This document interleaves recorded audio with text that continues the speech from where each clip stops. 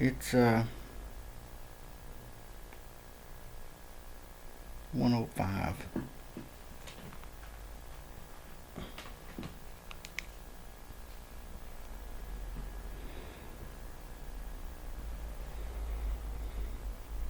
You read that Thursday. I have an appointment at 1 o'clock.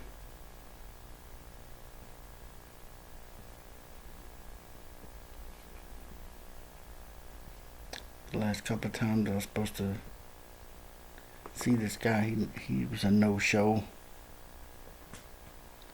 I don't know if he's going to show up this time or not, but I'm sick to my stomach. I just can't stand confrontation, and the last time he was here, he made several promises to me. You call them promises. Come on, boy. Come on. Come on. So I get very agitated. I'm sorry, Red. I asked him to that when he got back to the office,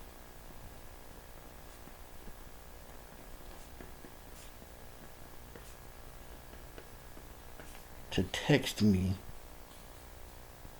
when he would come back. I said, when you get to the office, look at my schedule there. The only thing that I ever have going on really is just appointments there at the VA. I said, when you can get back to the office, check my schedule and my records and make an appointment that's convenient for you, and text me with that information. Don't call me because my phone, very poor reception here. Text me with that appointment information.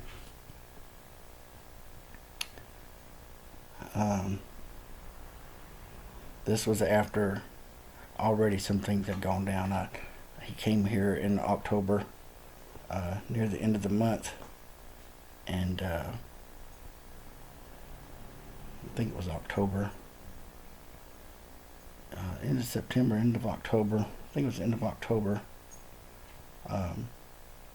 For some reason that month, I mismanaged my budget and was 3 days short from payday. So I told him I would be without any food for 3 days. And his only response to that was, he told me to call 211. Now my phone only has 350 minutes a month on it. This is at near the end of the month.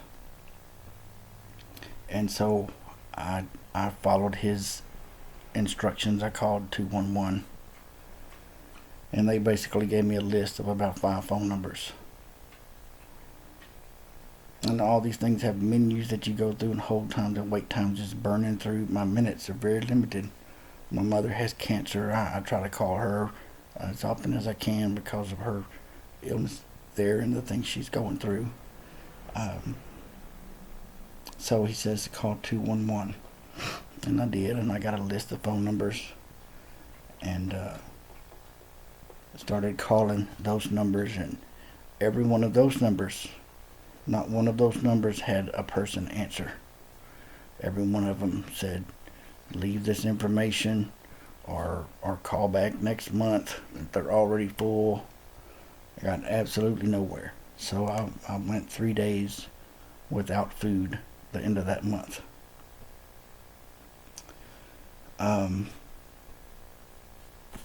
The next thing that he asked me about on a subsequent visit was my electric bill. So they always ask you two things. They always ask you: your rent's paid up, your electric bill is paid, and they ask me if I've been gotten any notices from my landlord because my apartment is so unkept. I guess they're anticipating that. It's already happened once. I failed a HUD inspection twice and was about to be evicted, and all that transpired 2.5, 3 months without ever even talking to those HUD Vash people. They're totally absent. This guy's like the fifth person they've assigned to my case.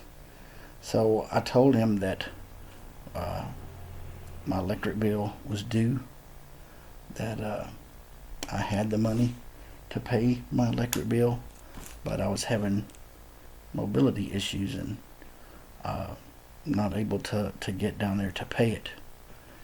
And he told me that he would call me or come by the following week. I'll come by next week and I'll take you down there to pay your electric bill. He never showed up. And didn't return my calls.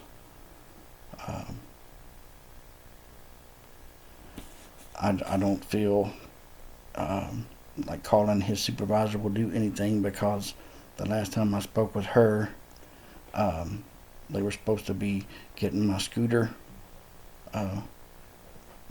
fixed, my walker, my rollator, whatever they call it.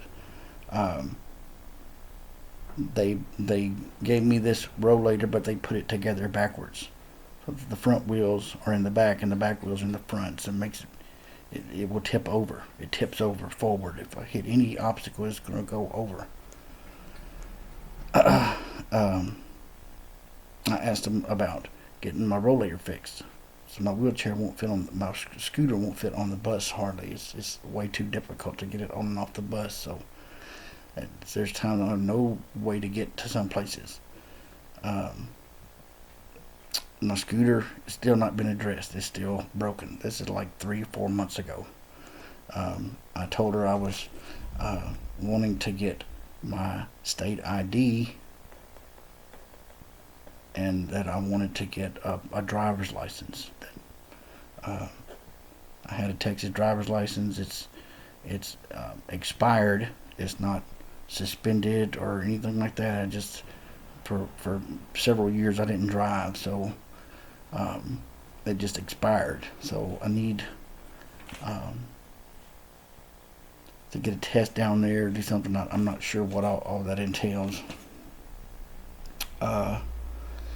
But the supervisor, Miss McLemore, I think is her name, was going to help me with that. The last discussion that I had with her, she was going to help me with that. And my scooter reassigns this guy. He comes by, leaves me, said, no food for 3 or 4 days, couldn't care less. My phone was turned off the next day, and I burned through the minutes that next day trying to call somebody. United Way had referred me to. Basically, their statement is that they're not there to do anything for us. They're only there to point us to where we can find these services in the community. One of those services that I've just become aware of is the VIP Metro service here, where they can come and pick you up door to door on a scooter like mine, through the Max Transit system, the Birmingham Jefferson County tax funded bus public transportation. I found that on my own, but just by being down there at the bus station, and they said, hey, you can get this service if you'll fill out this application. I've got the application, but I've not yet filled it out.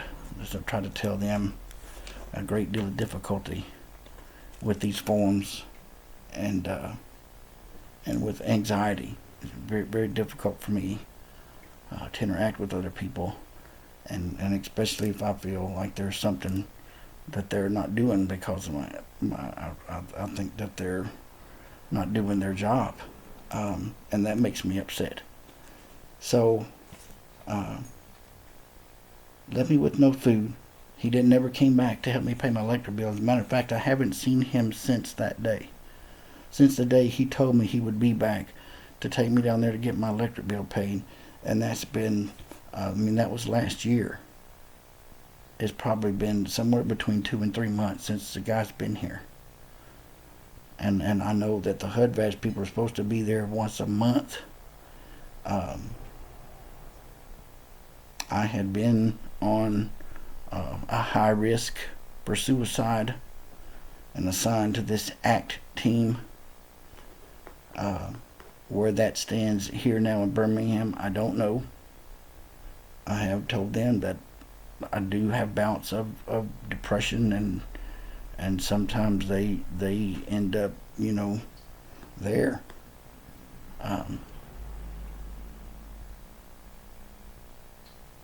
So the ACT team, as my understanding, was supposed to come visit you every 2 weeks, make contact with you.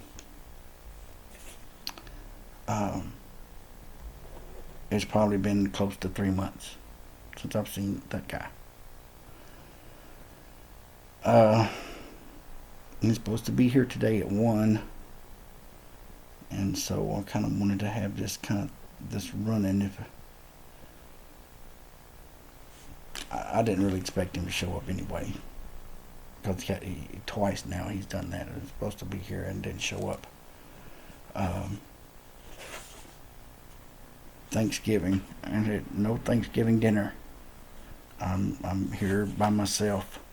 I don't have any family members. The church people weren't doing anything. Last year, Glen Iris Baptist Church fed Thanksgiving dinner to the street people or whatever, which is where I get most of my things from, street people, but they didn't do it this year either. So I actually spent Thanksgiving with no Thanksgiving dinner, and being that those holidays, Thanksgiving and Christmas, tend to be very hard on people who are suffering from depression. Which I would think that they would be even more vigilant during those time frame about our well-being. But Christmas was the same thing. Nothing leading up to Christmas, nobody checking on us, nothing. I spent Christmas Day at 5 Points South at the fountain down there with the homeless people. And that was my Christmas. Somebody was driving through and handing out styrofoam containers with some spaghetti dinners in them, and that was my Christmas dinner. Was some spaghetti that somebody handed me through the window of their car. Now, like I said, he's supposed to be here at 1 today. I'm probably not 8 blocks from the VA. I'm on 14th Avenue. I think they're on. I can never get these numbers in my head straight. I'm struggling with numbers real bad, and reading I can't do it. My brain is just not working right. But and this is I think 16th, 17, 18, 19, so it's like 3 or 4 blocks that way, and then about 5 blocks that way. Not very far. But I wouldn't be surprised if he doesn't show up. It wouldn't be the first time. As a matter of fact, it would be the 3rd time in a row. And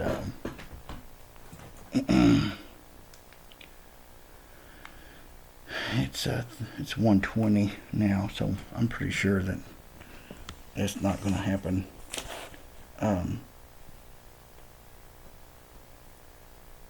This is a HUD-VASH, Homeless Veterans Program, and I don't know. I don't really know what else to say. That it's 20 minutes after the hour. These are some of the talking points that I kind of wanted to go over with him, as I informed him that he wasn't working out either. That if this is the level of, I've gone down there. I've talked to that lady, Miss Mac, I can't, Lily, whatever her name is, and honestly, it's been a sham from the beginning. When I first called down here and told them that I was in trouble, Um, I was in McCalla, about 30 miles away from Birmingham. They wouldn't give me any information over the phone. They forced me to come down there to their office. And then when I got down there, they told me that there was nothing available. Why they couldn't have just told me that over the phone, I don't know, other than the fact that they maybe identify if I'm black or white. I feel like I've been discriminated against at this VA because of the lack of diversity there, which I hope to file a Form 95 and state that expressly here in the next month or so. But I can only do so many things at once, and I'm upset to my stomach right now. I could vomit just doing this to myself. So, well, in anticipation of that guy showing up and this conflict that I might have with him, and it makes me very upset. But I already forgot what I was saying. I forgot what I was saying. Um,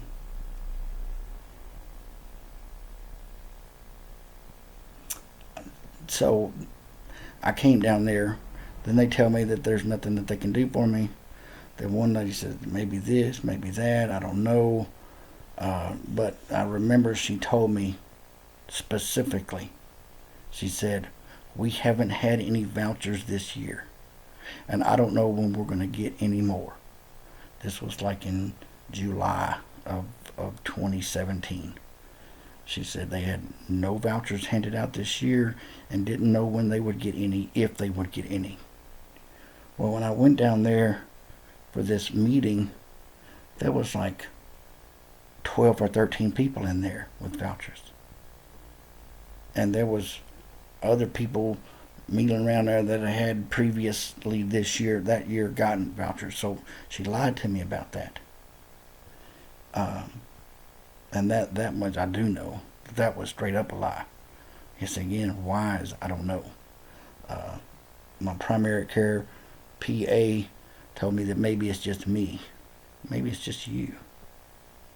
You only come down here when you want something. I don't know what I'm supposed to go down there. If I don't want something, I don't know. But I get so flustered I couldn't think about it when she was saying that stuff to me. But I have a cough. It's deep in my lungs, and I have COPD, so I was concerned about that, being that I have this acute breathing issue and I had this cough in my lungs.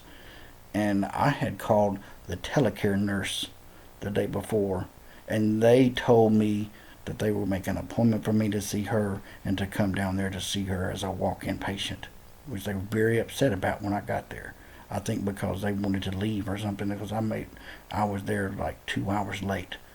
But this communication didn't happen seamlessly. By the time I got their messages, it was already Friday, and I was, on a bus coming back from Bessemer, so I got there when I could. They were very upset that I was there that late, and the PA was questioning me about my willingness to take the psychotropic drugs that they wanted to give me. I'm not going to take them. I don't want them, and I'm not going to take them. I've tried them. They didn't work. It's none of her business. She's not a psychiatrist or whatever. I don't even understand why she would even be involved with that. She can't take care of my medical stuff, let alone that. I've asked them for help with my teeth. My teeth have been like this for a long time. They're painful. They hurt. They're hard to keep clean. I guess they hurt to brush. I can't eat right. And I told them about my teeth probably 12 months ago, and nobody's done anything towards that to help me get my teeth fixed. It's just a nightmare down there. They're upset with me because I might miss an appointment here or there. I told them I have depression, I have anxiety, and I suffer with mobility issues because my back is busted up. I have like 7 bad discs in my back, and 2 of them are screwed together. A vertebrae are screwed together. So some days I'm hurting too bad to even do anything. Some days I might feel real bad and not get out of bed because I'm suffering from depression and anxiety. It's like a weight on you. And but needless to say, So I get into this housing. I call the national number, the 1-800 number, and subsequently they were able to get me a voucher right away. Now it still took several months to get into a place, even though the place I ended up renting was the place that the first social worker told the housing specialist to take me to right away. You got to hurry up and do this. These things don't last for long. This is a good place up on the hill. Take him up there on the hill and show him that place. Well, when it came time for this guy and I to have our meeting, I can't get him on the phone. His phone's disconnected. He doesn't have a phone. He does not have one. He does not have a phone to contact the housing specialist. That's the HUD-VATCH housing specialist for homeless veterans. Has no phone. Was finally able to get with this guy, and for the first day he takes me all around Birmingham and shows me everything but that place. It wasn't but maybe 2 weeks later that the social worker took me over there, and we were able to start the paperwork to get this place. So it ended up delaying my move probably another 45 days, in which time my little baby cat got ran over waiting to move here. The day before I moved here, she got ran over. If I'd have been moved in here on time with these people doing what they're supposed to do, I would have been long since here, and my little kitten wouldn't have got ran over. But because they don't care, there's no accountability. Like, you can't depend even on the managers to do anything. And they're telling me to call this guy Willie Fields. I think he's the one that wouldn't give me any information over the phone, that forced me to come down here to tell me that they couldn't do anything for me. And so my PA tells me that maybe it's my fault. I have another veteran that lives right down the street from me in the sister complex of this property manager, and he will tell you the same thing, that they're totally ineffective and that they're no good. So, I don't know what's going on down there. I've been down there to Senator Shelby's office already a couple of times with really no support. They make a few phone calls, but nothing really ever gets done. Nothing ever changes. I'm still in the same hole I've been in, living in squalor, because I can't take care of this place. My back is too messed up. I can't sweep or vacuum or bend over and pick stuff up. My back is way too messed up for that. My back, my knee, my shoulders, everything is torn up from my service in the Air Force, pulling this equipment around. I did just go for my compensation and pension exam a couple of weeks ago, so hopefully in the next couple of months, maybe that will go through, and I can get away from these people. As it is,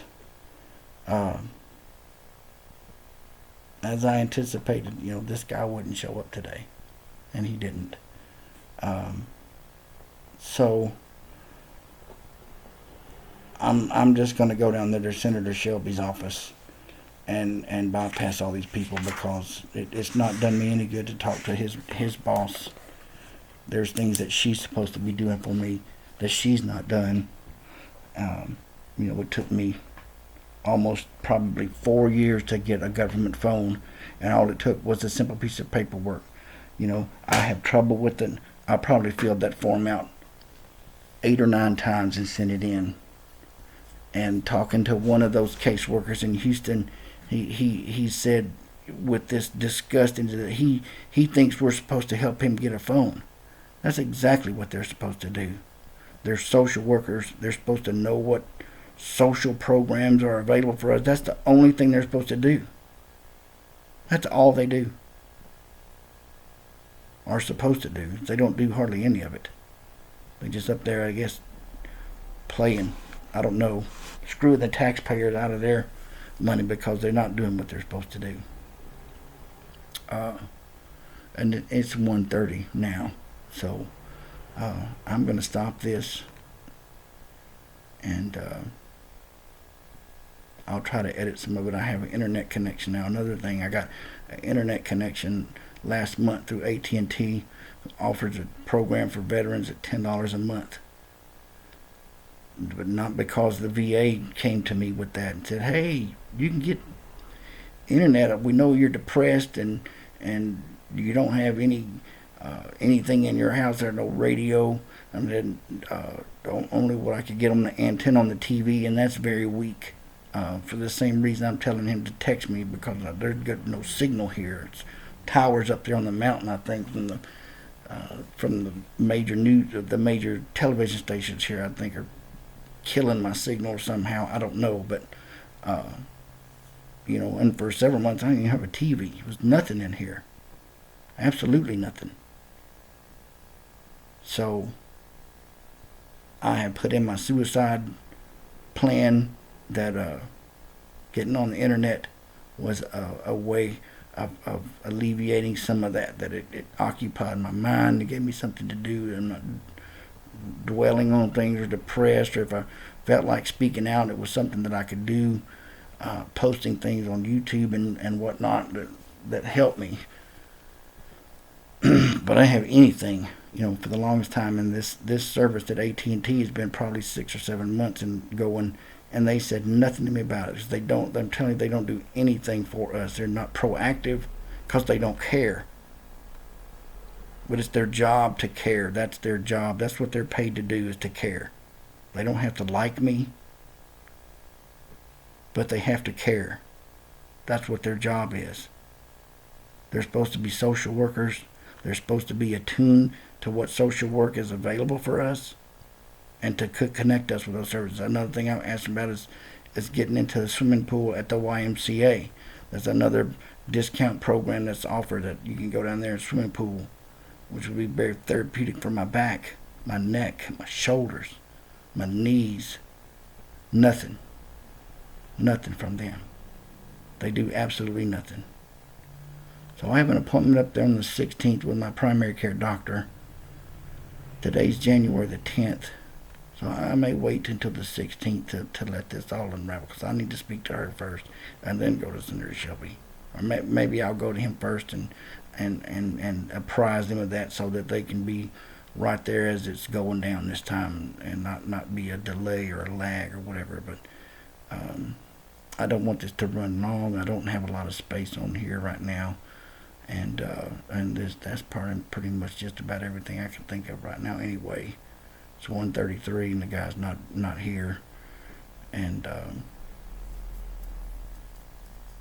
I've been up. I didn't go to sleep last night. I stayed up so that I wouldn't be asleep when he came here. I sleep late in the day. It's just I stay up real late at night, and sometimes don't go to bed till 6 or 7 in the morning. And I was afraid if I went to bed this morning, as I saw the sunlight outside, I knew if I went to bed that late, that there's a good chance that I might be asleep when he got here. In the past, I missed a bunch of stuff, but because my bedroom is so far away from the door, but they come to the front door here, and I basically am in this living room, in the little bedroom up here. I've put a lazy boy in here and the TV, because I can't sleep in the bed anymore. I can't lay flat on the bed. I have to sleep in this chair, so I'm basically in this chair 24/7. And this place is just absolutely every inch of this thing is covered, and I can't hardly move anything. I can't sweep. There's just cluttery stuff is everywhere. In Houston, I had some relief from some home health care people, but